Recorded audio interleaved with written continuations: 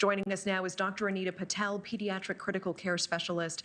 Dr. Patel, thank you so much for joining us. And let's start with what Libby Dean was just talking about, the impending autism announcement coming tomorrow.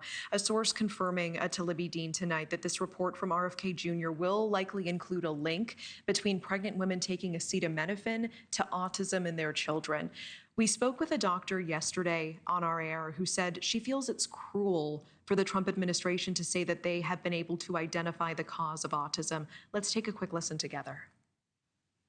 There's no way that in 2 months they've sorted out what the cause of autism is. You know, he discussed the idea that we're seeing so many more cases of autism, which we've already said is because we're diagnosing it more. And if you stop people on the street and say, can you define what autism is, you're going to get a variety of people talking about different things on the spectrum. So for them to say that they've discovered the cause for it is actually quite cruel and not what I expect of my elected officials. Dr. Patel, what are your thoughts on this?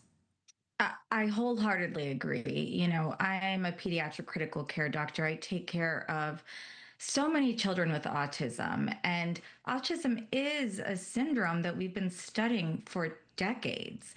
If there was a single reason why, or a single cause for autism, we would have found it.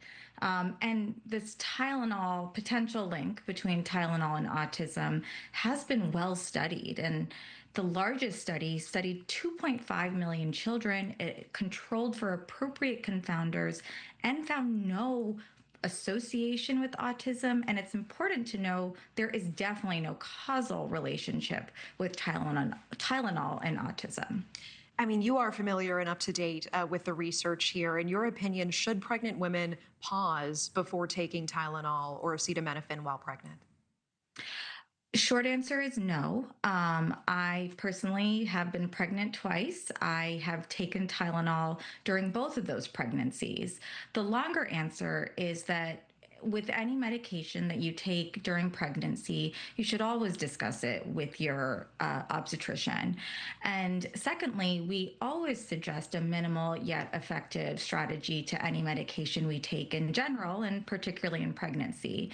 But any sort of fear that this administration is engendering regarding Tylenol use during pregnancy not only is wrong, but it can cause harm, because what we do know is that uncontrolled fevers during pregnancy absolutely can cause harm. So I know myself and frankly all of my physician colleagues are incredibly worried that women are going to take these claims as truth and actually indirectly cause harm to their unborn children. Thank you for watching. Subscribe below and download our NewsNation app right now on your phone, and you will get fact-based, unbiased news for all Americans.